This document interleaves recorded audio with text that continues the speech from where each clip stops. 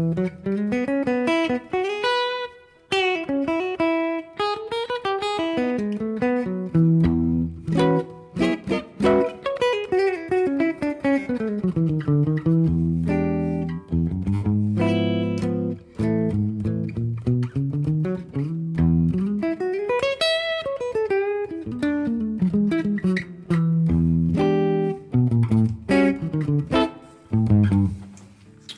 this working? Don't think it is.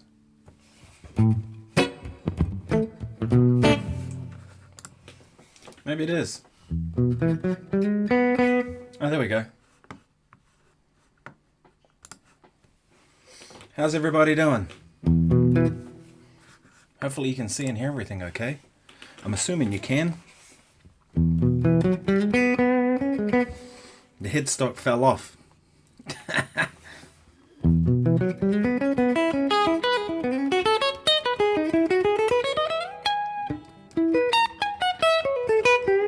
Along with the rest of the body on this guitar. Kind of crazy, isn't it?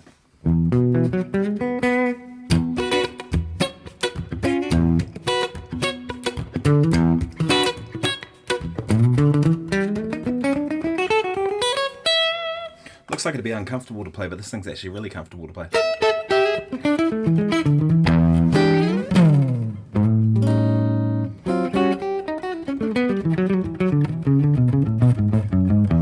Doesn't really suit playing clean that much, this guitar. It more wants to be.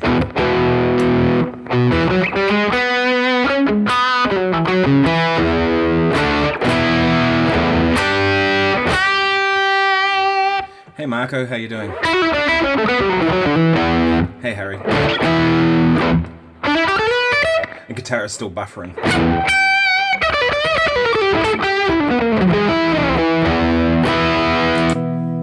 Yeah, so it kind of wants to suit that. To me, it's sort of, for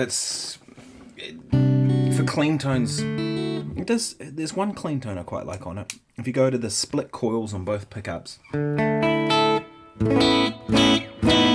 that's kind of a unique sound. It's very, yeah, it is 12:50 PM here in Wellington.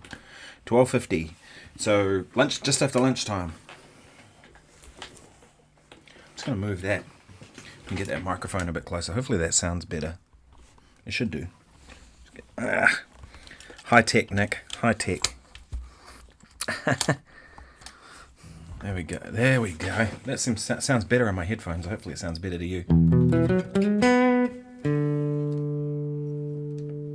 That way a little bit.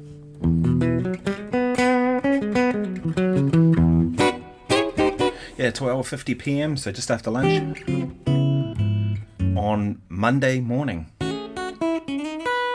I'd usually do the live streams on a Tuesday, but I have a funeral to go to tomorrow. Singer, really dear friend, his mum just passed away. So her funeral's tomorrow, so we're going to play some tunes.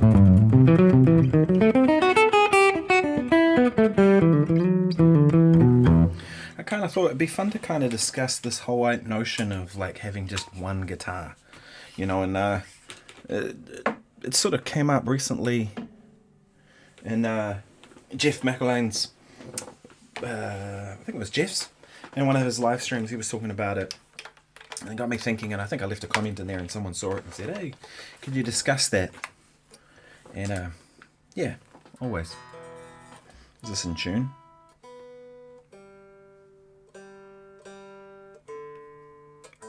Mostly in tune.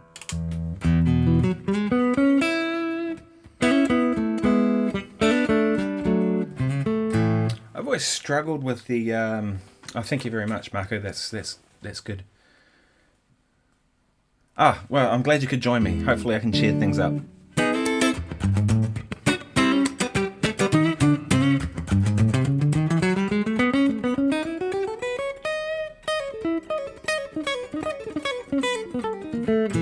Yeah, I struggle with a lot with this one guitar notion because the nature of what I do. You know, I'm a working musician and a session guy, so have to have lots of things. But even then, like if I think about my favorite session guys, like Dan Half, Michael Landau, Lucas, Larry Carlton, like think about Larry Carlton, right? You think about a 335.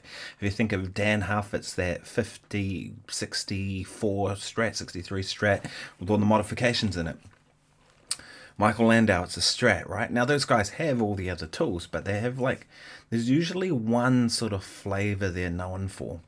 I've been playing this guitar a little bit for the last week. And the main reason is I have a gig, not this weekend, but next weekend with an orchestra. And we're playing the same music we were supposed to play on New Year's Eve, but we got cancelled because of the weather. And guess what? The gig is outdoors again.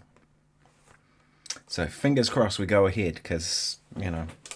But I kind of going to need everything from, like, there's a lot of kind of disco-y pop type funk stuff. I want to dance with somebody is one of them. So I'm going to need this kind of tone. Girls just want to have fun.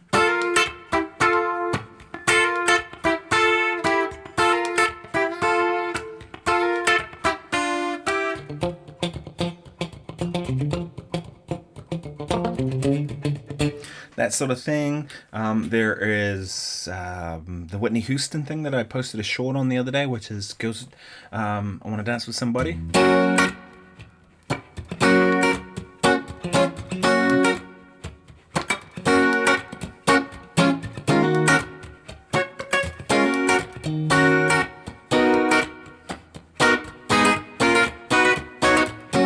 And I thought about taking this, which I will take it anyway. But there's a heap of stuff from those sort of things to, we're doing Don't Stop Believing.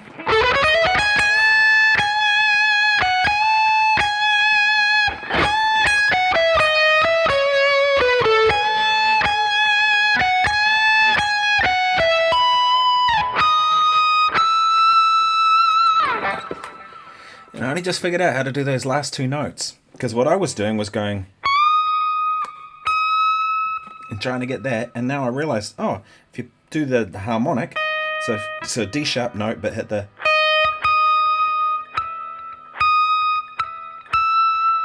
you can get the notes, right? So I've been practicing that.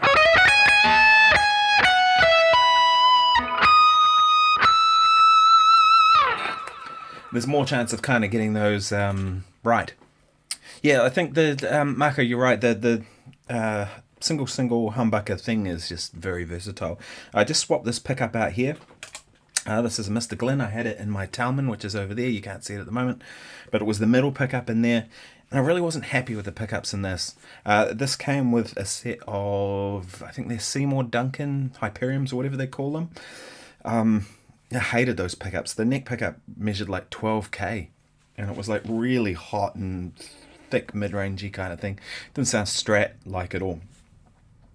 So I swapped them for Damasio areas, which are usually my favorites, but they didn't sound right in this guitar, especially in the neck position. It just didn't have any sparkle. Usually they're pretty good, but every guitar is different, right? So I swapped them out. I swapped that out and put a Mr. Glenn in there. Took it from the Talman, put it in here, and that's a Mr. Glenn Tui, which sounds awesome.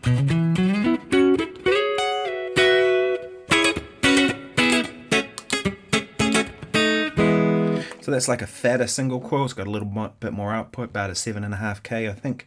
So it's kind of more Texas Special, Stevie Ray type thing than vintagey, which really pairs well with a humbucker. And that's an Integrity Mr. Glenn, and it's 5 or 10% overwound. So it's a PAF, but a little hotter. So I think it's about nearly 9K. But that works great because you just get.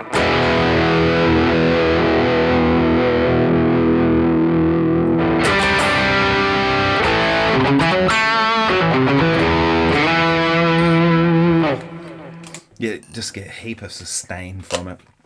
But one thing that happened was when I put this pickup in, this is the Damasio area. I think it's in area 61. Right.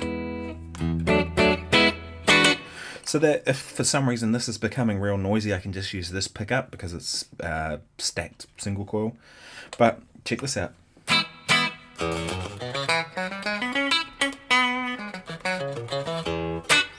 I got the phase wrong, but I kind of like it.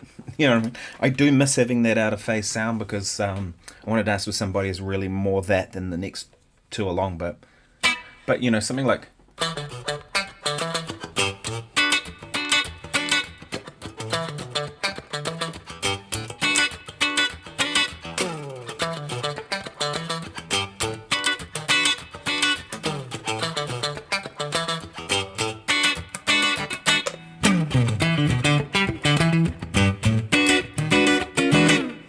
So you could play the intro of something like really honky and mid out of phase like that, and then kick in the next part. But there's one song in this set list that we're doing, which is a Katy Perry song. And I was struggling to try and find the right guitar sound for this bloody song. Because it's actually not a guitar, it's actually a keyboard, and it's a keyboard player going jing, jing, jing, jing, jing, jing, jing, jing, with this really thin, nasty guitar sound. And of course, you know, thin, I would think, okay, I'm going to go to the bridge pickup because it's the brightest of the three of them. Not on this guitar because that's a hot single coil, hot humbucker, right? Hotter. It's not really that hot, but you know, a little bit more. And I was like, how the hell am I going to get that sound? And then if I hit my boost to bring the volume back up, wherever it's gone, it's got tangled under here. Hit my boost to bring the volume back up.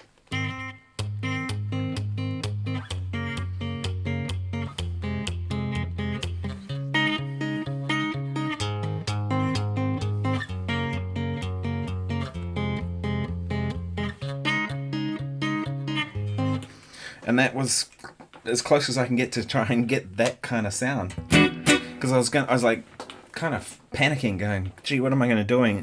Am I have to go and get it rewired or something, you know, maybe have that pickup flipped or have something happen, you know what I mean? And then I was like, no, I'm just going to leave it. And I use it for that one song that I just couldn't figure out how to get a really thin, nasty sound. It just shows you that kind of there's everything's usable, right? But if I was to have one guitar, it'd probably be this. This is the guitar I think that I most associate with how I play music, is this guitar.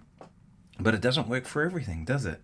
Like this gig, I mean, it doesn't have a humbucker in the bridge, and I really need like Don't Stop Believing we're doing, as I played before, you know, and Don't Stop Believing, you got all...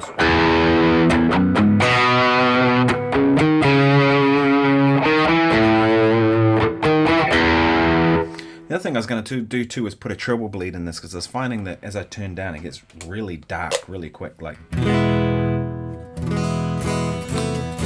But I'm actually quite liking that on the bridge pickup, especially if I go.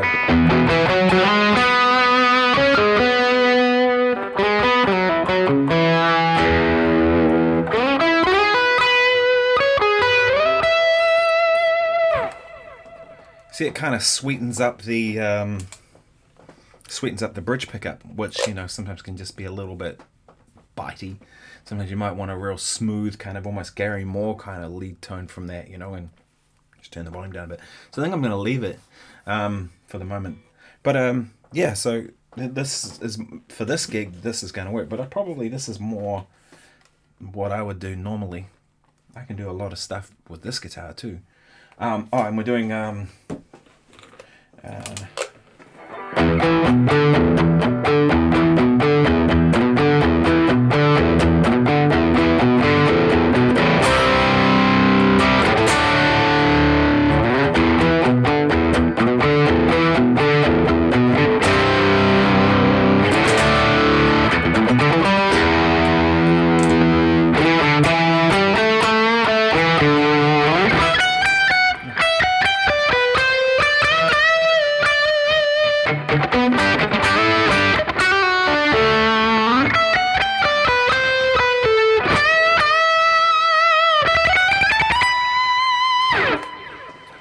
So we're doing that, you know, what's it called? Living on a Prayer.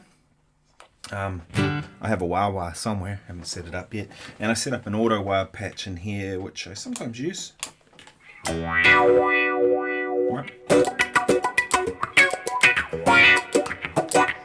that kind of is my get out of jail free card if I forget to bring the wah wah. At least I've got some wah that's kind of, it's an auto wah, it's kind of automatically doing it, but... Does Sambora use an HSS Strat too? Yeah, he does. Fender used to make him one back in the day, which was the one where they had the stars for the dots. Also, that was cool. I think it had a Floyd Rose type thing. Yeah. Marco, I said, have you tried Novo guitars? Yes, I have tried them. I tried one at the NAMM show. I went by the Novo booth. They seem good, you know. I think they're a little bit hyped at the moment. There's sort of a lot of the sort of a trendy kind of guitar that's definitely, I don't know how to put it. Kind of, it's one of the cool kid guitars, you know. But I like them. I think they're cool, you know. I'm not hugely a fan of relic guitars in general.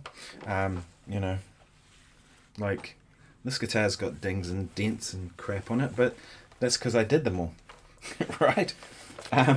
So am I going to get away with this? We'll see. So to me, it's like you earn those dents. You don't, you know. I know some people love relic guitars. I like the feel of the neck that's been relicked. I think that is cool because you're doing that for playing reasons, not a, you know, look at me, I've done 10,000 gigs on my guitar when you haven't even done any. It's brand new. That kind of, it's a bit tacky to me. Yeah, it's not for me either. But yeah, I think they're good. I think they're really well made. I think they've definitely got a vibe about them, and so I think they, you know, I think they're cool. You know, I think Novos are great. I don't own one though, and I don't know anyone at Novo. So how do you decide what your one guitar is, right? Like Larry Carlton, it was a 335. Dan Huff, that Strat that's modded pretty heavily, which I believe was done by James Tyler. And then you have Michael Landau, which is a more traditional Strat, but with, you know, often with a humbucker in the bridge. This is just water, but if wherever you are, grab a drink if you need to. Yeah, I don't normally drink in the morning. Drink alcohol at least. I've been drinking zero beers lately, and actually I'm enjoying. There's some good zero beers around now. You know, I think it's like how to decide is a lot of what the music you play kind of dictates it, right? Yeah, I think a lot of what I do is kind of down to, like I do a lot of fusiony funk kind of related things, you know, for lack of a better way of putting it. And Harry says it comes down to feel. Yeah, totally. And that's one of the reasons I like this guitar probably over everything else I have, is that this guitar makes me play a certain way. And that to me is the most important factor in it. Does it sound the best? Well, it sounds a certain way. I don't know that it sounds the best, but I can do a lot of things on it. But would this be my ideal configuration? 3 P90s? Nah. I will go 2 single coils and a humbucker, like in that guitar I just had. But because this has 3 P90s, and like Harry said, it's about the feel. This guitar feels a certain way, then it makes me play a certain way.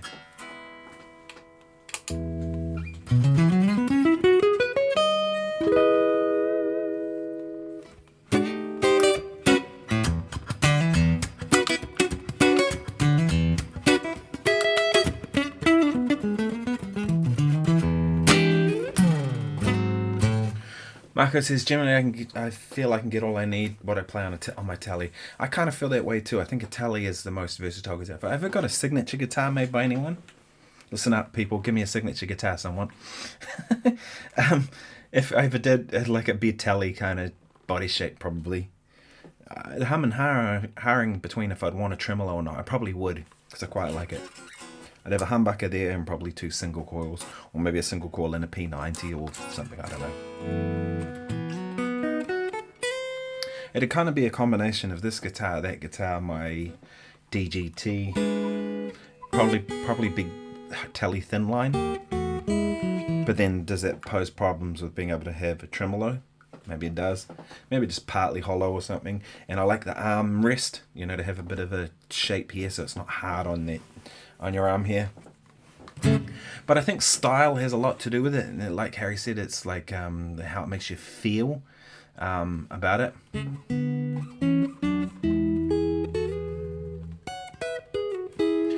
You got SM Super Strat says you got NES Strat sounding NEZ Strat. I don't know what that means. Do you mean AZ Strat? Sounding really good. Thank you. But like if you know I was just playing straight ahead jazz stuff mostly, I wouldn't play this sort of guitar. It'd be an arch top probably.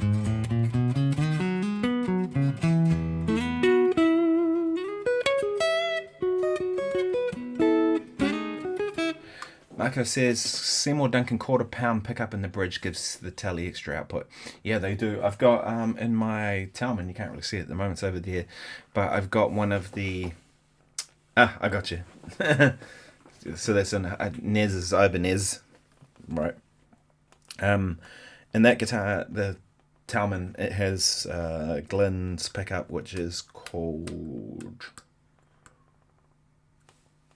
gotta go and blank. It's the hotter tele bridge pickup. It's kind of about 9K, and I think, and so it has a bit more kind of push like a humbucker, but it's still a single coil. It's pretty damn cool actually because it takes off that kind of nastiness that teles can have in the bridge pickup. You know, that spikiness, which if you play country, you want the spike, but most people don't, right? And I think the £1/4 does a similar kind of effect, right? SM Super Strat says, I was heavily influenced by the 80s rock guys. Me too. And Frank Gambale. So for the longest time, Super Strat HSH was my do-everything guitar. Lately, it's been a lot of tele. Yeah. I mean, I think, you know, the kind of Super Strat thing is super versatile for a reason. And that's probably the thing with this guitar.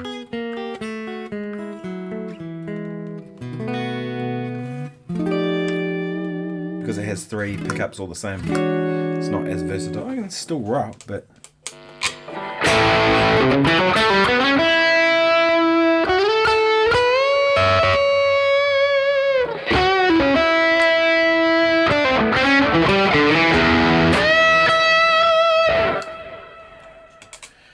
But being a single coil in the...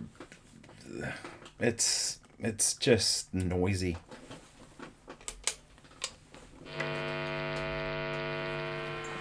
You can change the angle, make it better, but alternatively I'll often go to the 2 pickups together.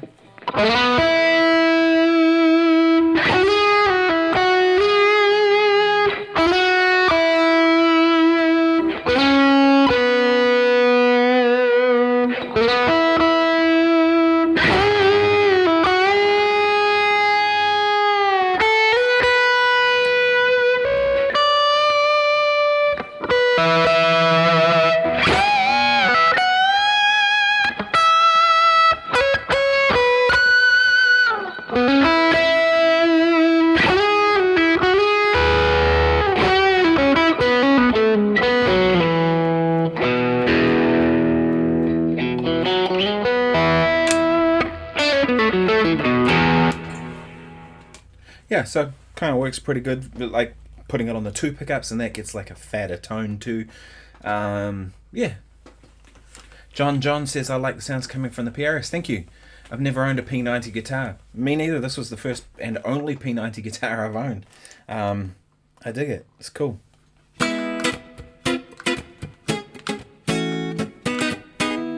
I've kind of been playing around with a new pick. I've been using these for the longest time, as many of you will know. Jazz 3 XLs. But I was watching Jeff McElhane's live stream the other day, and he talked about using the Black Ice picks by Dunlop, I think they are. And I was in the music shop and I accidentally bought these, which are Didario Duralin Precision 1.5s, because they were sitting right next to each other. Black Ice and then these ones were right next to each other, and I grabbed the wrong packet, not even thinking. I quite like it. I found them. I got more chops with it, that's for sure. Like just for that sort of, when you kind of do that sort of over the note, because it's a fatter pick, it kind of just rolls off it. I guess it's the same kind of concept that of like people like Tom Bukovac and Guthrie Trapp and those guys use the side of the pick to kind of get it to roll off. But the thing is, with a thick pick like this, there's no flex. And so it's just super quick.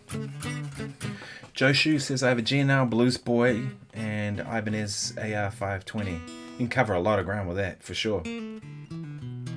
Thanks, man. The Blues Boy, I think, is a Strat type guitar, isn't it?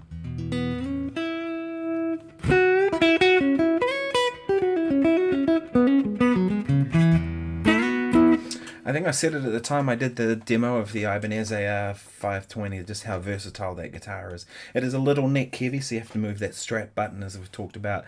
But I love it because it's so light, you know what I mean? And that thing is, yeah, crazy versatile with all the switching and stuff. I've got mine upstairs, which is why you don't really see it in these videos, because I've jacked up the action a bit, and I've been working on playing slide, so I'm getting better at slide slowly. I will not be playing slide in public until I've got some more stuff down, but I wanted to it's another element I want to have to my playing. And I was actually watching a video the other night with Leon Todd, and he was interviewing Brett Garcia, Leon and Troy. If you don't know Leon's channel, you should go and check it out, it's awesome. But he had Brett Garcia on there, the legend, the Australian guitar legend. That guy's a mofo. You know, he's not that well known, like he's not like a big name, but the players know who Brett Garcia is, and I guess that's probably because he lived in Australia for the longest time, although he moved to LA. But monster player, absolutely ridiculous. But he was talking about that John Farnham tune that he played the slide solo on. It's not You're the Voice, it's Two Young Hearts. Go and listen to the slide solo on that, Two Young Hearts, John Farnham. Ridiculous. I mean, he does things in there where, like, at one point he goes something like that, but with the slide, like, tapping those notes on. It's like, I've never heard anybody do that. Like, who does that? You know what I mean? But the interesting thing is he plays the slide on the second finger, this one. Has some real advantages because you can kind of play power chords around it, right? Frees up. I've always played the slide on my third finger. Put it on your second finger, and now you can play chords like that with having the slide on still. I know people like Ariel Posen actually use the slide on the little finger for possibly the same reason. It keeps the other three fingers free to play. But there is something about that second finger.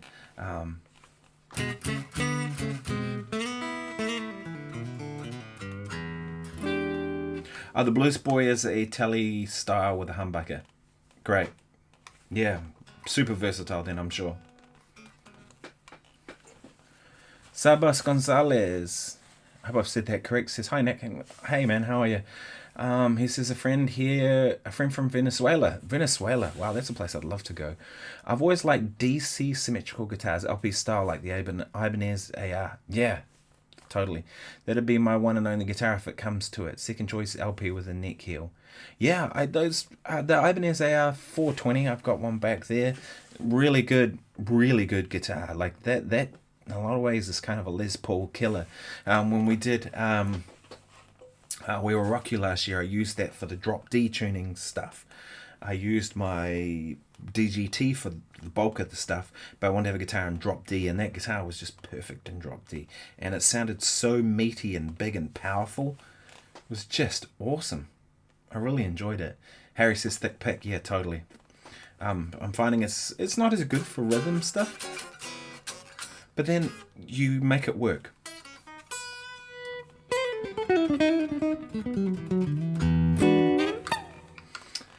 Marcus says the Seymour Duncan quarter pounders and the bridge are 16.95k. Ooh, yeah, that is a hot pickup. You know, considering it's a single coil, isn't it? I imagine there's probably some way that they're making it bright too, because I don't remember those being dark pickups, and if it was that hot, so maybe it must be Alnico 5 or something, or a certain type of wire or something. Joe Shu says I put it on my ring finger, just get better tone that way. Yeah, that's what I always did, was always on this finger, you know, and then there's no complaining about Brett Garcia's tone, you know, that his slide tone is killer. Like, he's kind of known for his legato playing, but the slide playing. And then you also have Joe Walsh apparently plays with it on his second finger, and there's a few people who do. I think you know, there's some real benefits to it.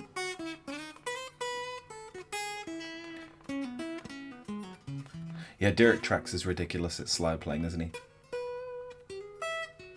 But then, I mean, so is Ariel Posen too. If you guys checked out Ariel's slide playing is ridiculous. And Joey Landreth. And what's the other Landreth guy too? Sonny Landreth. Killer slide players, you know. And then, like I said, Brett Garcia's got to be one of the best slide players around, you know. And what I love about Brett's playing too is he doesn't, to me, when he plays slide, I don't really hear the blues. Like all those other guys, it's kind of a blues thing. Whereas to me, it's like when I hear Brett Garcia play slide, it's like somebody just playing melody. That's kind of what he's doing. Ted Nugent puts his middle finger over his index and makes it sound like a slide. Is that right? Raikuda. Yeah, totally. So they are Alnico 5s. So, Masayoshi Takanaka? Is that correct? He plays a surfboard shaped guitar. Ah. A real desert island guitar. And Billy Gibbons' slide parts were originally, leads were slides originally. Yeah, I think there's something really cool about slide that and just why I've been working on it, as I mentioned. I think the thing with slide is you're able to be really expressive with it in a way that you can't normally, because you can get in between notes, and to me it's kind of one way to make the guitar even more vocal-like, right? So that's kind of exciting. And I used to play slide quite a bit, and then I kind of dropped the ball for a while and haven't used it. This is my normal pick, Jazz 3. This is the thicker one. You can hear the tonal change, right?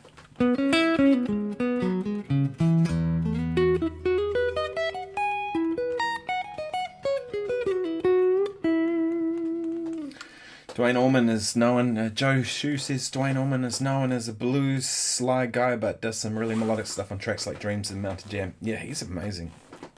He's kind of the GOAT, really, isn't he? Yeah, the pick does make a huge difference, doesn't it, Marco? It's like, I think the pick is like probably the ultimate EQ.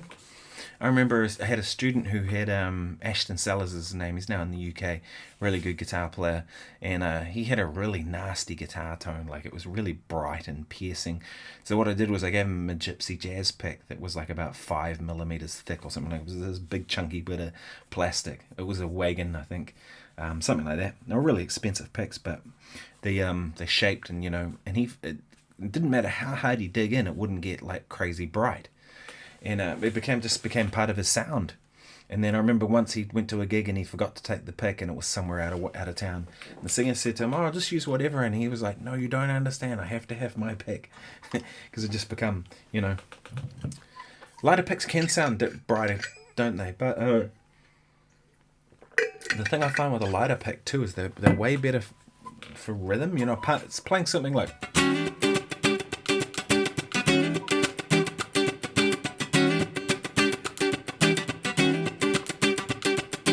Something like that, the lighter pick is just better for it. This is the Jazz 3 that I've just picked up. I like the highway passing car effect. White Zombie uses that. I'm not sure what you mean. The highway passing car. Oh, is it kind of like the gears or something? White Zombie, wasn't that John 5? Rob Zombie, is that right?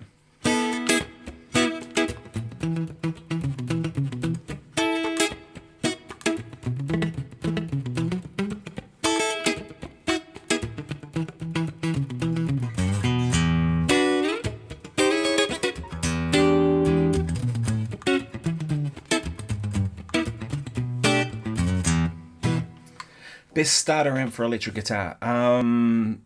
Bean asked that question. I think good question. I'd have to counter with a question and say, are you wanting to play live or are you just playing at home? If you're just playing at home, I would say get a modeler or get a amp plug-in or something like that, and just then you can use headphones and play quietly late at night. You can play at 3 in the morning when everyone else is asleep and not have to be bugging anybody. But if you had some kind of modeler, and there are cheap ones, you don't have to go like all in on a fractal or something kind of like that, but you could go like a Tonex Tone X1 looks pretty good for a cheaper setup, but then you need some kind of way of monitoring it when you're home. So a headphone amp and maybe even a speaker or something so you can hear it back.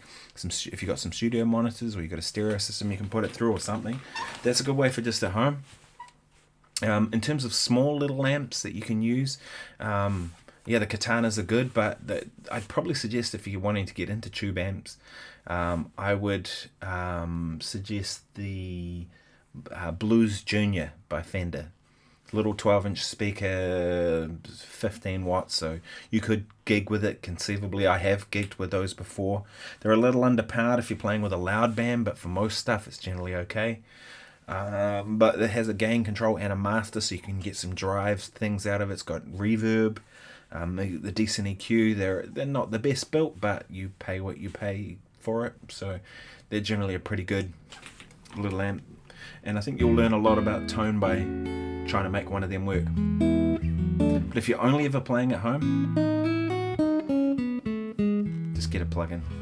Or get a, I like the S-Gear plugin. I think that's a really good one. I've been using that at home. I think it sounds really good and feels decent, you know what I mean? There is the NAM, I think it's called, Neural Amp Modeler or something. Not related to Quad Cortex company, I believe. My friend Warren Mendonza was using one of those, and he was raving about it, but I couldn't get it going on my system. I spent about 4 hours trying to get the bloody thing going and just couldn't get it to run.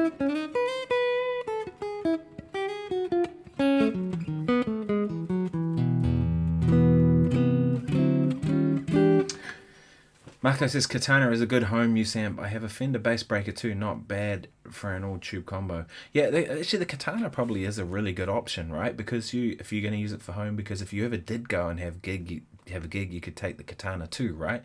But you could also kind of go out direct and then be able to practice. Because that's one thing too, like if you've got an amp and it sounds terrible when it's down low, like so you got a Bassman and that's your only amp you have, Bassman really needs to be turned up to sound half decent, right? When they're really low, it's kind of just not happening, right? And the thing is, like, if you're playing with that, it's an uninspiring sound to play with, and so that's kind of tough when you're home. You want an inspiring sound, it makes you want to play.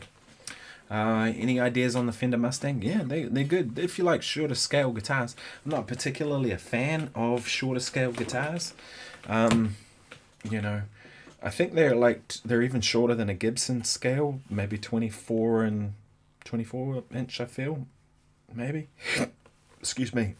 I feel like, yeah, I seem to remember them being quite a bit shorter.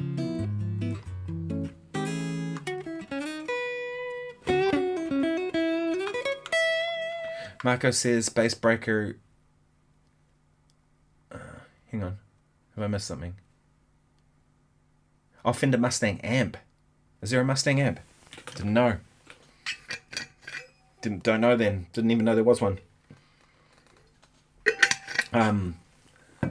Sly6org says, I got Casio CT300 S300 keyboard, has cool drum effects. I mix with Chord Delay Mini FX box. Cool. I think having drum sounds is really useful actually. I just bought some loops that were Nate Smith, one of my favorite drummers. I bought his loop pack and I've been using those to play over and stuff, and they just feel fantastic and they're really good. Yeah, so having those, but I've been thinking actually maybe it'd be a cool thing to just have a drum machine here, old school, like proper physical drum machine. Now I've got all that stuff on my computer, but there's just something good about having it like right there. You press a button and it goes, and you don't have to open a program, you don't have to, do you know what I mean?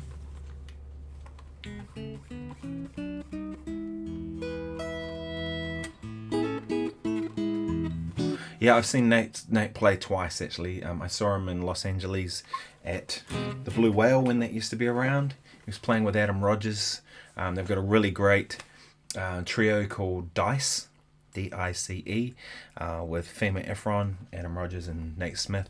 And we went and saw them at the Blue Whale when that club used to be around, and man, it was killer. It's like a power trio, like a Hendrixy type thing. Adam's using a Strat and a Marshall. Man, they sounded good. Nate sounded incredible. That was, if you haven't checked out Dice, that trio with Nate Smith, go and have a listen to that. Smoking. And then I saw him when I was just in Los Angeles in January. I went and saw the Fearless Flyers. My friend Mark plays in that band, and he got me some comp tickets. So I went and saw them, and so I got we were in the VIP section. Got come up top to come have a listen. And it was good.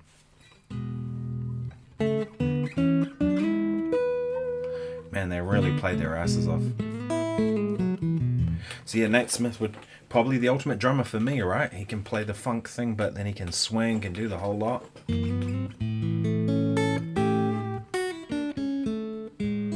Oh, there we go. Selba says, I have a Fender Mustang 1V amp. V1 amp. Nice for a beginner. You'll need something else if you want to cover more ground later on. Yeah, that's the thing. If you're only playing at home too, like, I don't really, most of the time, I've been plugging in my amps lately at home because I've been kind of messing with the Fractal VP4, but most of the time when I'm home, it's just the FM3.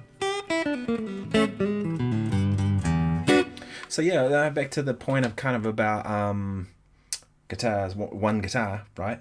I think it's styles that you play, like what sort of style you play. I think it's about the feel of the instrument is probably the most important thing, right? It's got to feel a certain way to make you want to inspire you to want to play a certain way. And that's not necessarily about having a guitar that plays easily, right? My easiest guitar, you can probably see it back there, is the JSM 100 Schofield guitar. That thing plays like butter. I can play faster on that than I can play on any other guitar. But then that has a downside too, because I tend to overplay when I play that guitar because it's just so easy. Whereas on something like this, I got to work a little bit harder. It's not hard, don't get me wrong. It's not like it's you know, I'm having to. It's not like I can't play on it. But it's definitely harder work than that guitar. You know, 5% harder maybe.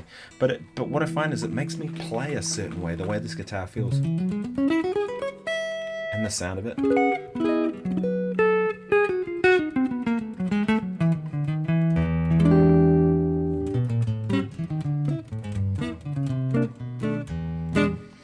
You know, and like I said, most of my favorite players, they all play one guitar, you know. We were talking about the studio guys, but even like the more artist type people, like we were talking about Ariel Poston before, I think of like that mule guitar with the steel body with him. You know, Wes Montgomery, it was an L5. Jimi Hendrix, a Strat, right? Now, it doesn't mean they don't play other stuff. Like Hendrix played a Flying V for a minute, you know, on a couple of things. And then an acoustic on a couple of things and stuff, but you still think of a Strat, right? Pat Metheny, a 175, you know.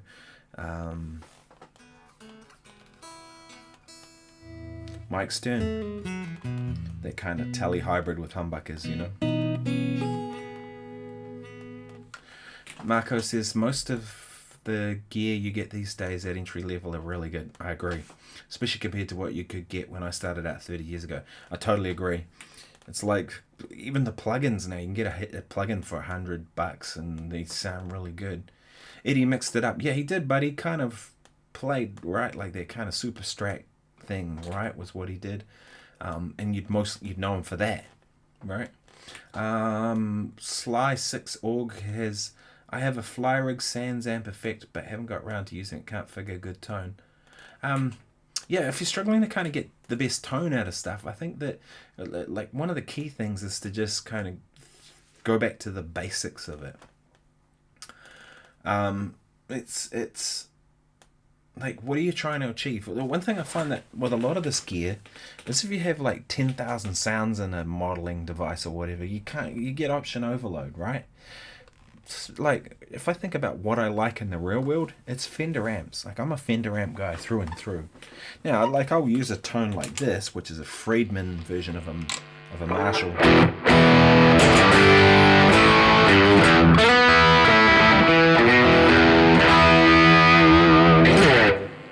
Right, it's like a hot-rodded Marshall type thing. But most of the time I'm like a Fender amp guy, you know, and even if I use breakup, it's like breakup from pedals, pushing it, you know what I mean? So when I go into the Fractal, I go for a Fender amp model. And there might be like, you know, Dumbles and all these other things, and I'm like, you know, I kind of mess with that stuff, but generally I go for the Fender amp thing, you know. Harry says thinner necks don't wear me out. I find thinner necks for me, I don't like them as much. I like necks that have got this. One of the things I like about this neck. It's not a thin Ibanez RG type neck, but it's also not a big Les Paul neck. It's kind of somewhere in the middle that's comfortable, and yeah.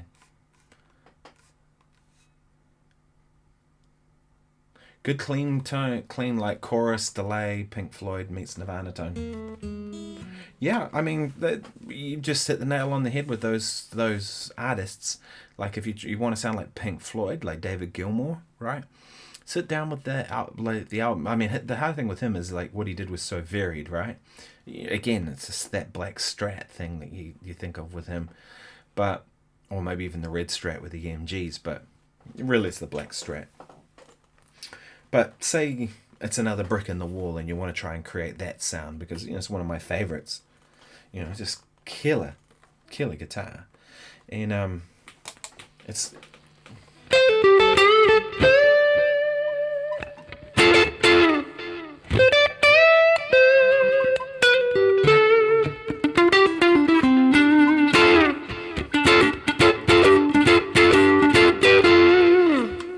Sorry, I can't take the delay off that. It's kind of a preset thing. But it's that kind of tone, isn't it? And he actually played a Les Paul on that. A lot of people think it's the ultimate Strat tone. Well, it was actually a Les Paul with P90s in its direct in. So maybe that's why that kind of sounds like it's in the ballpark. But I think that kind of tone is like, put the recording on and then try and match it with your equipment, right? That's why it doesn't really matter what equipment you use as long as you can make it work. Right, so try and match it. Go, okay, does it have a lot of bass in it? Probably not, right? And so you go, where's the sound, right? It's kind of mid-rangey. Is it clean? Is it slightly distorted? All these sorts of things, and go, right, how do I recreate that? Right, and a lot of my gigs I have to do that. Like I talked about earlier about playing Want to Dance with Somebody. To me, it's like those two pickups.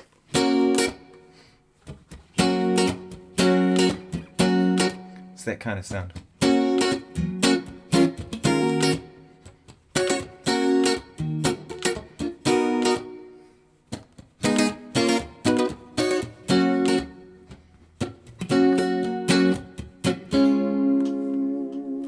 You know what I mean? And so I have to try and recreate the sound. That's what you got to do, right? That's a big part of it. I did a gig last year, and there was a classical guitarist playing the second guitar, and I knew it was going to be bad, and it was.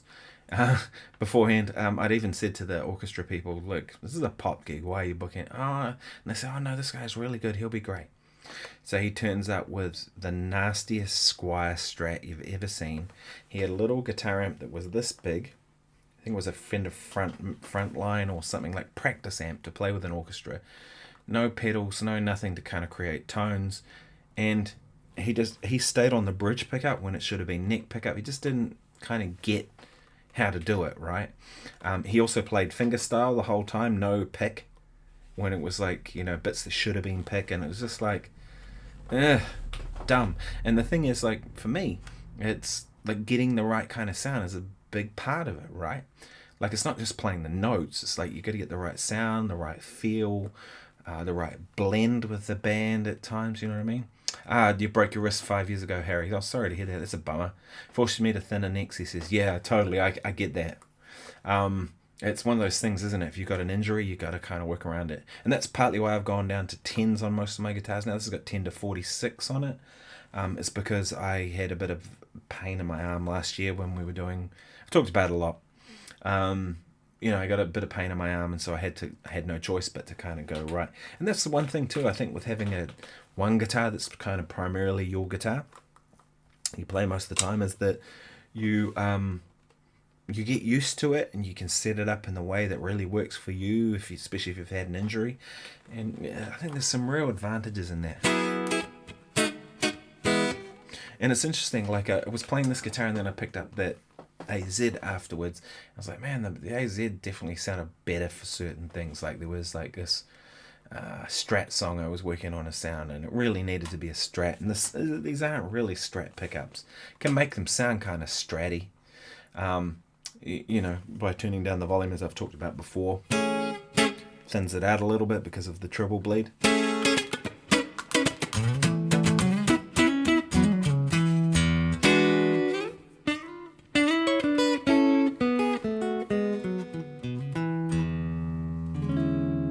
kind of sounds stratty by doing that, but it's not. You know, when you pick up the real single coil and that guitar, you kind of go, oh, there it is. Like that's just the sound. And I think that's why I struggle with just one guitar. And you'll see me all the time, like changing things up.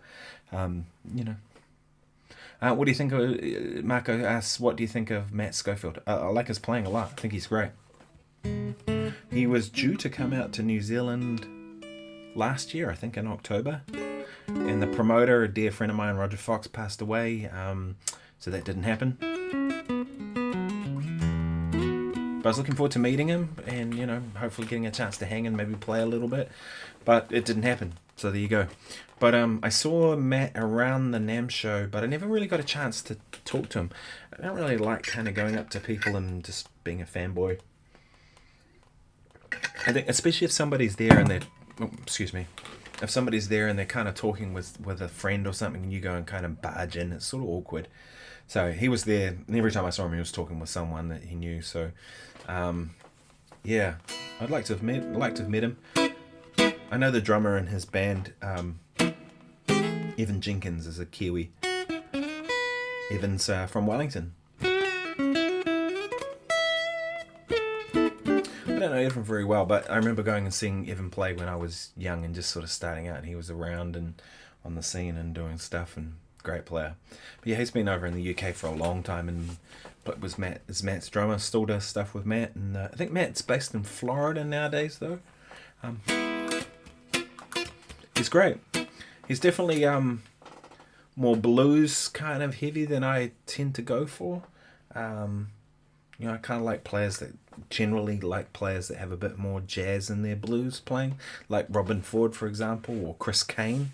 You know, Chris Kane has a kind of a jazz thing without being not jazz guys, but you know, I guess you'd say they were jazz educated, like jazz is informing their playing, even though they're not playing blues.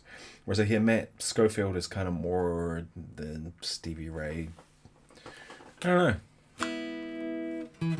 Really good.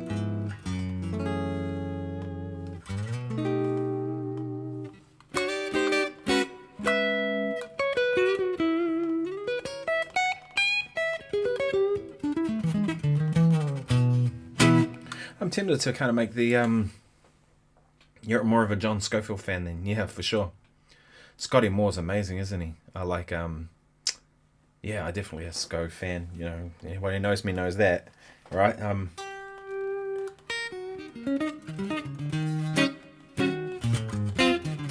Sco's the other way though. I hear him more as a jazz player who plays with blues influence rather than what I was talking about before, which is blues players playing with jazz influence.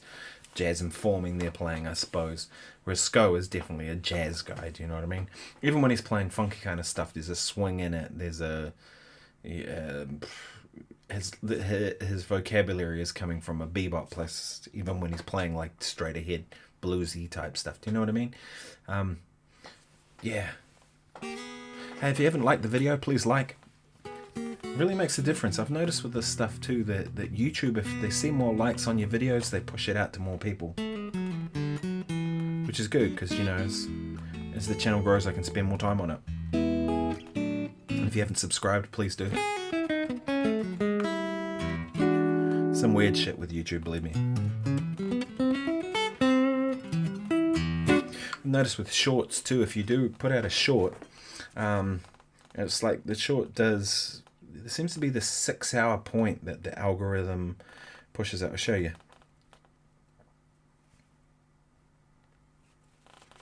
I don't know if you can see that. But do you see that spike where it was just kind of going along, then all of a sudden it went boop and took off, right? And that's the 6-hour point. And it happens with shorts almost every time. It'll go along and then all of a sudden, boop, it gets a boost at 6-hour point. Bizarre. I don't know why YouTube does those kind of things. And sometimes too I look at the analytics of stuff and it's like it says content suggesting your video, and so it's you kind of look at it and you go, what does it have to do with what I'm doing? Nothing. And it's confusing as to why the algorithms decided that certain video that is related to yours, do you know what I mean? And I mean, I put in the keywords, tags, I also put hashtags in the comments. I make sure the title has the keywords of the thing I think I'm trying to talk about. Like, I do all the things to kind of tell YouTube where it should be pushing it to, and yet it still does stuff like that. So I don't really know.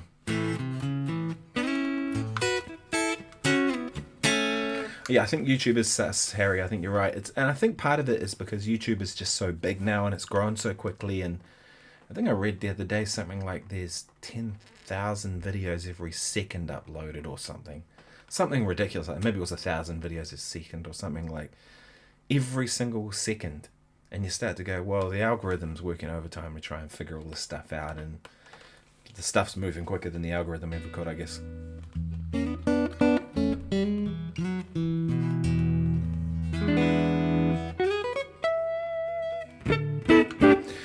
Marco says Bump was a great follow-up. Yeah, it is, isn't it? Oh, I see what you're saying. So, my first album was A Go-Go. Bought it as a teen. Yeah, I like that album. A Go-Go is great. Bump was good too. Bump was more, but like it had more electronic kind of feel about it in terms of the stuff. But yeah, I love the funky stuff that Sko did. I think it's great, you know. And to me, it's real music. It's not like he's. Some people kind of do a funk album if they're jazz artist and they do. You know, they kind of do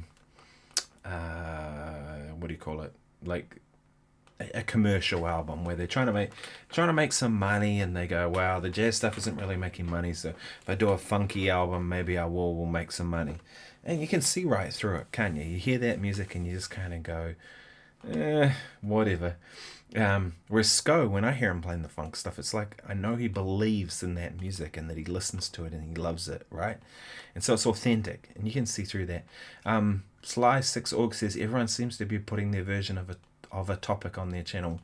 Of a topic? Do you mean this topic? What we're talking about? Is there a benefit to having one guitar? Yeah, I have noticed there's a bit of discussion around it. As I mentioned about Jeff McElwain. I haven't really seen anybody else talking about it, but maybe they do, and I just haven't seen it. But for me, it's something I've thought about for a couple of years now. Like, I'm always thinking about it. Like, if I had just one guitar, what would it be and why? Do you know what I mean? I think this guitar is about as close to it. Least of the guitars I've owned.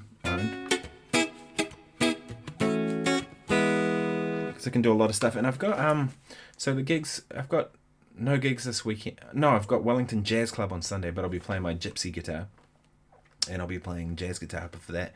Because I'm backing a violinist and my friend Andrew London. And Fiona Pears is coming up from Christchurch to play violin. So we'll be playing some of her stuff. She does gypsy stuff, like Django type stuff. So I'll take my gypsy guitar. I'll take the little H-Cab that I did a video on by Red Sound. Because that's still here. I haven't seen it back yet, but I will. And then I'll take my FM3. That way I can kind of have a patch for the gypsy guitar with a tuner, bit of reverb, a little bit of compression probably, and then I'll have a patch for the jazz guitar, which will probably be just a little bit of verb and an amp simulator, right? But yeah, so that's for that. So I've got that on this weekend, but next weekend after that I've got that orchestra gig that I mentioned earlier in the live stream, but I've also got a blues gig on the Friday night, so I'll take this guitar for the blues gig. Great, especially with this kind of tone.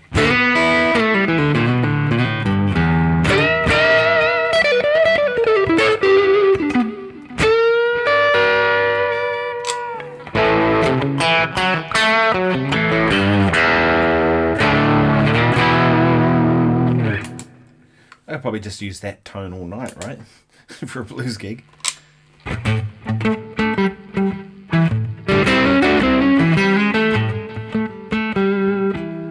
You can see for the rhythm stuff, I just play lighter and it goes clean.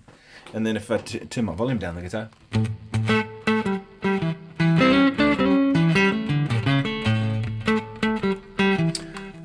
Joe says you're a very versatile player. Thank you. Yeah, I mean, I kind of had to be. Part of that's being in New Zealand too, that it's a small country here.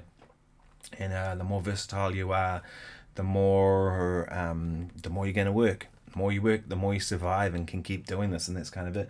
But it's also, for me, it's like I grew up in an era, I was born in 78, so 80s, 90s was a big part of my youth. And I found that those eras, music was very diverse. Do you know what I mean? And the players I liked were more the studio guys, people like Dan Huff and Michael Landau and Steve Lukather, and you know. But then I liked people like Steve Vai and Satriani and people like that as well. And then Jeff Beck, of course, and all kinds of players. But I liked, and then I liked people like Wes Montgomery, and even like classical guys like John Williams. I loved Julian Bream, you know, and so I find by all the broad music that I listen to that why not play some of all of it, you know, and that's kind of, I think that's going to be even more so in the future, that people, music genre is going to get to a point where it doesn't really even matter anymore. I don't think it really matters now. You know, genre was really about record stores being able to put music in categories in the bin, and so they don't really do that now. It's like, because record stores don't really even exist. It's now all online, but even then they do try and categorize it on there. But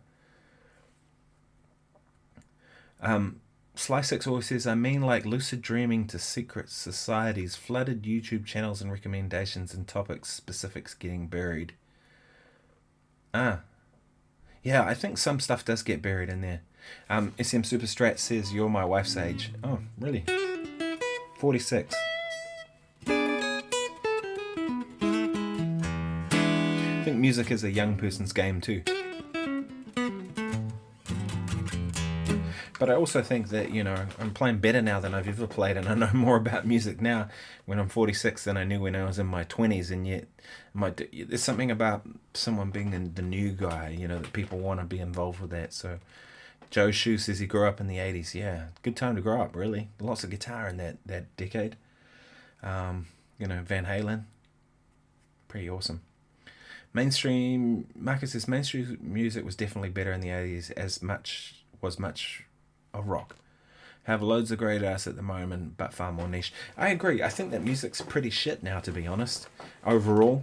And what I mean by that is that there is some great music around and there's some crap music around, and that's always been the case, right? In the 80s there was crap music around, there was good music around, but the difference was, I think, that there were gatekeepers to kind of stop the crap stuff from kind of getting anywhere. It's sort of, yeah, and that maybe there were record labels, and maybe there were A&R people or managers or different people that kind of, you know, whereas now any man and his dog can put music out, and I don't think that makes it better. Maybe it does. I don't know, maybe it does for them, but I think that's made music worse. And I think what's happened now is that people are trying to get the quick buck out of stuff, you know, and so it's like, you know, we got to let's write a song that's a 2-minute song that has verse, chorus, and they kind of apply this formulaic kind of way of writing songs and writing music, because they've sort of formulated what they think is successful. And maybe it does okay for a little while, but it doesn't really stand the test of time, does it? Any of that stuff that's like that. You know, and this is happening across the mainstream music everywhere, right?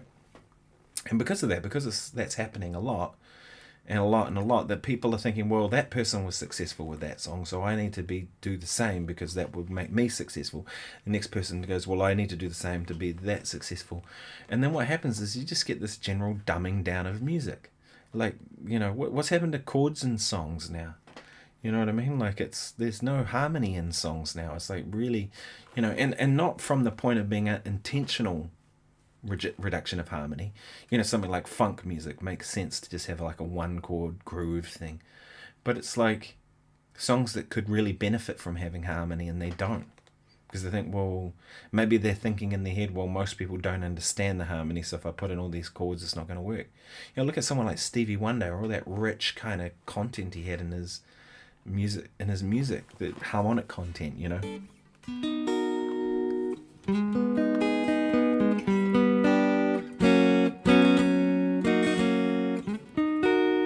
So Sir Duke, right?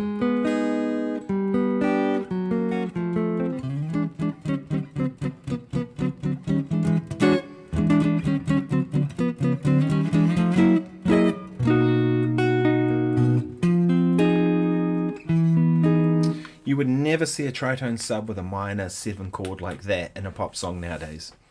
Stevie did it with Sir Duke. Stevie did it with all kinds of stuff, you know what I mean? Harry says entertainment in general is lame now. I think you're right. I think it's because people have become entertainers rather than musicians and songwriters, and there's not the money in the music industry that there used to be, because, you know, Spotify and various things like that have kind of killed it. And so it's sort of, the money's not there, and so therefore a lot of people who may have moved into the music industry aren't, or those that are kind of going, well, how do I survive at doing this? Yeah, and Marco says, imagine Bohemian Rhapsody coming out today. Exactly, it just wouldn't happen, wouldn't it? Would it? Stairway to Heaven, right? Stairway to Heaven would not be written now because they would have done it to a click, and that song speeds up from beginning to end, because that's the arc of the song. It's also really long, you know what I mean? And so they just, big long guitar solo just wouldn't be written. And that's a real shame.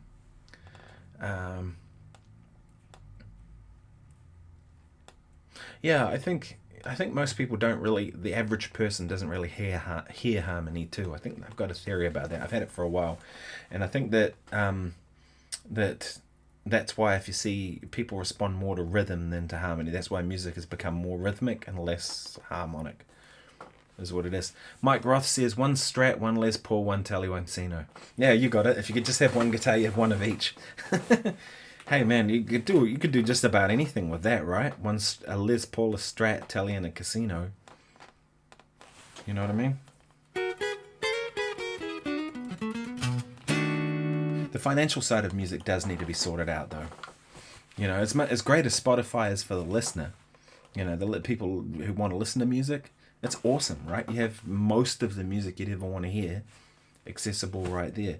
But it's killing music, and it has been for a long time. You know what I mean? Because who's going to buy an album when you can go and stream it on there for nothing? Well, what people think is nothing, right? They are paying their $15 a month to Spotify, or $20 a month, or whatever it is. And that's not getting passed back to the artist, is it? Right? Daniel Ek, the owner of Spotify, is now worth more than any artist in history. Anyone. Put that into perspective, right? He's worth more than Paul McCartney, Stevie Wonder, all these kinds of great people who are actually great.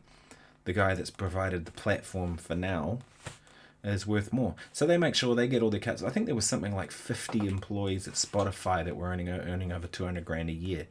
And you kind of go, well, I doubt there's even 50 people on Spotify who are artists who make that sort of money. And it's killed it. So who's going to buy albums when you've got that? And people say, oh, it's being distributed out by the record companies or whatever, and maybe that's the case. I don't know.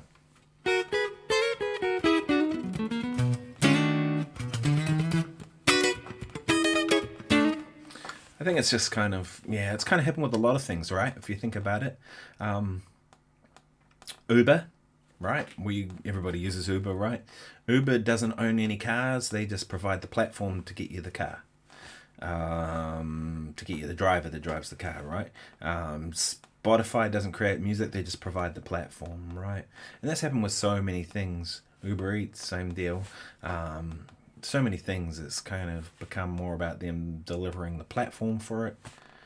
eBay, same deal, right? SM Superstrat says, I wasn't born yet, but my extended family played Sound of Music every Christmas. It's cringe, but maybe the biggest musical impact for harmony and melody. That's great. Yeah, I mean, that's the thing. A buddy of mine was playing his daughter Michael Brecker solos every day when she was really little. Think about that, right? Marco says, digitize everything off for nothing. Yeah, that's kind of what happens, isn't it? Now, I think where the exception lies to that is like Netflix, right? I really like Netflix because they create their own content, right? They've got they're making movies, they're making shows. Even that Mike Tyson boxing fight they included. I saw the Grammys was it on Netflix? Grammys was on there or stuff like that. So they're actually producing stuff which works in their favor. If you think about it, right? Because now if you want that particular thing, you've got no choice but to go to Netflix because they have that thing that they produced exclusively. Imagine if Spotify took the same approach where they created albums and they went to, say, 10 great artists and said, here's $1 million, go and make us an album that we have exclusively, and or $20 million or dollars or whatever you want. Like you know, they did with Joe Rogan to get him on there, right? It was $100 million or something they gave him because they wanted it exclusively for the podcast. Do the same thing with recorded music, and you'd probably see a huge change in the music industry, right? Because there's all those people are investing in musicians to work on their albums, engineers, people who do artwork, promoters, all these kind of people. And then the thing is, like, Spotify would have it exclusive, so therefore they would get clients coming there, and it really would fix a lot of things if Spotify just invested some back, but they don't. Seems to be all about taking. Anyone want to know anything about guitar? I don't know how we got onto that. Nothing like a good rant, isn't there?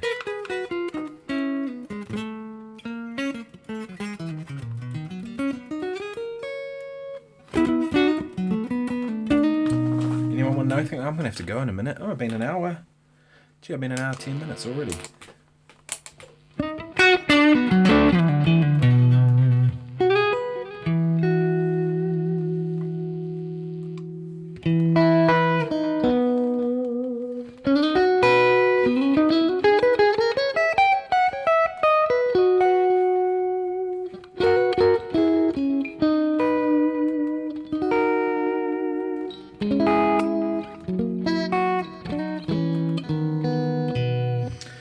Stomping at the Savoy, I should know it.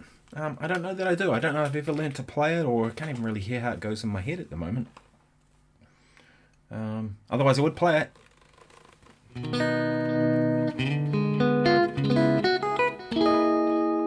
probably should know it.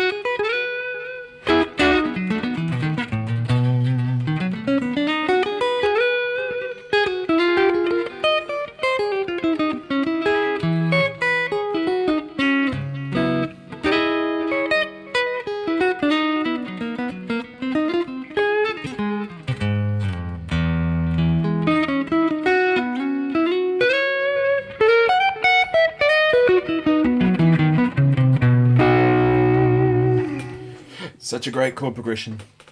Did you all check out that video I did on the Seal tune the other day, this chord progression?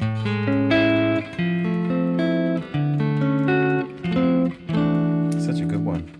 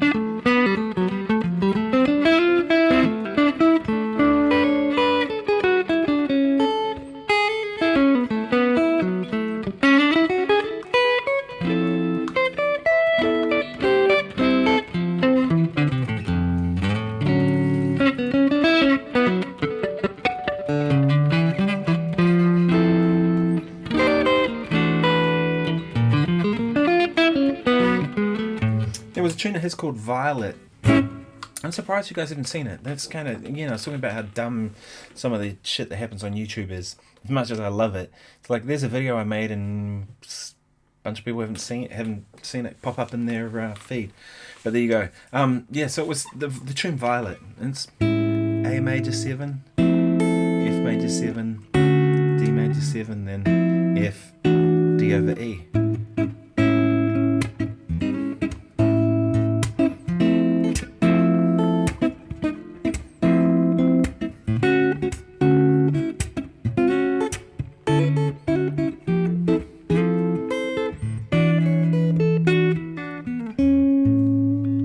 Such a cool chord progression, and there's a bunch of possibilities on it, and I started kind of going into those in that video, you know.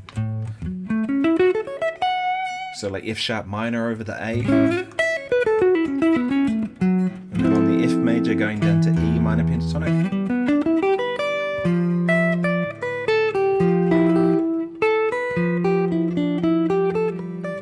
Does that sound right? C sharp minor on the D.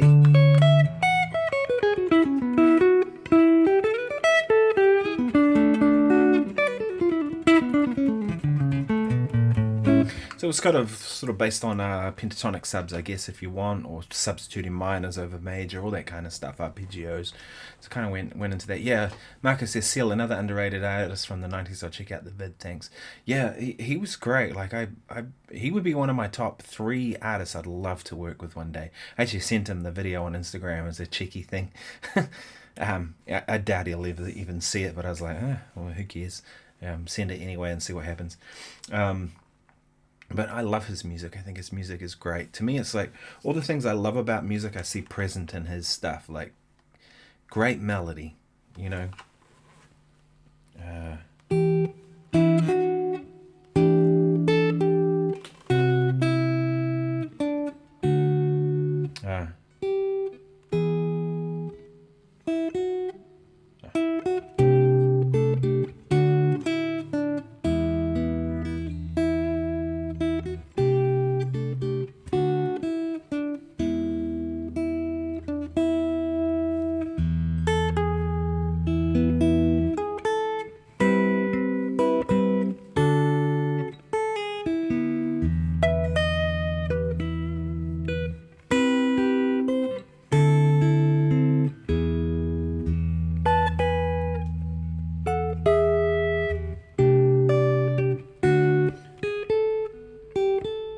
You know, whatever it is, Kiss from a Rose, just beautiful writing. Violet, as I talked about in that other song, and you know, just he's the man. So great melody, great harmony. The grooves are awesome. His music really grooves. It has this kind of, it's danceable, but it makes me, when I hear that music, I want to just move my head. I can't help it, right? Yeah. SM Superstrat says, I will say this, there's no way we could do this all around the globe back in the 60s, 70s, 80s, or 90s. Yeah, definitely. The internet has, like any technology, right? It makes some things better and other things worse, right? So stuff like this, it connects people in a way that not really has happened before, but then you kind of lose other things, right? Where technology kind of replaces monetary from anything, right? Think about music, right? It's kind of, the internet's kind of taken the money away from music and from film and from photography.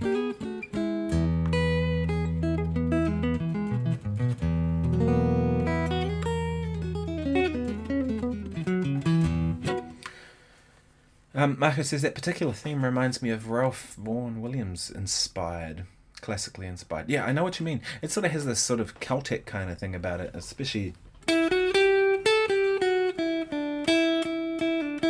kind of remind, I could imagine that played on bagpipes or something. Do you know what I mean? It's kind of, it's really pretty, and then it's pretty clearly made minor, right?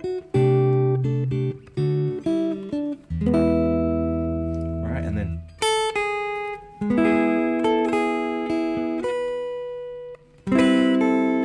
you know what I mean? And then it goes into major. It's sort of this major minory sort of rub. It's pretty cool. Anyway, folks, I'm going to have to go. It has now been over an hour. It's been an hour, 17 minutes. I usually try to keep this to an hour if I can. I've got a student coming over in about an hour and a half. 2 hours and a half. So it should be fun. And yeah, I do a little bit of teaching from time to time at home. I have 2 students who come on a Monday. And then I do online lessons with people, which is fun, on Zoom or Skype or whatever. But yeah, thanks so much for joining me. And yeah, I will see you all soon. Cheers.